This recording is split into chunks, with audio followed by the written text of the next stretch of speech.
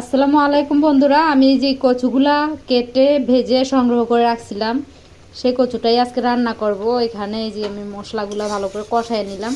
কি কি মশলা দিয়েছিলাম আমি আরও একবার এই কচুর রেসিপি ফুললি মানে পুরাটা দিয়েছিলাম, তো এই কারণে পুরা রেসিপিটা দিলাম না। তো আমি এটা আজকে রান্না করতেছি। মশলাটা ভালো করে কষলে তারপর ওইগুলা আমার মশলাটা একদম কষানো হয়ে গেছে। এখন এই যে কচুগুলো দিয়ে দিলাম। কচুগুলা দিয়ে এটা আবার কষায় নেব, এই মশলার ভিতরেই কষায় নেব। আমার কাছে মানে কচু একদম লবণ দিয়ে সিদ্ধ করে দিলেও আমার কাছে অনেক ভালো লাগে, এত ভালো লাগে আমার কাছে কচুটা। আমি খাই অনেক বড় বড় কচুগুলা, মানে অলরেডি 4টা 5টা খাওয়া হয়ে গেছে।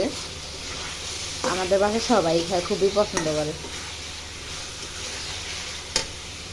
তা আমি এভাবে এটা রান্না করে নিব কষায়। তো ফুল ভিডিও আর দেখাইলাম না, এভাবে রান্না করবো। আর এটা সিদ্ধ মানে আবার ঝোল দিব, ঝোল দিয়ে এটা যাতে সিদ্ধ হয়ে যায় মাখা মাখা করে রান্না করব। সব ভালো থাকবেন, আল্লাহ হাফেজ।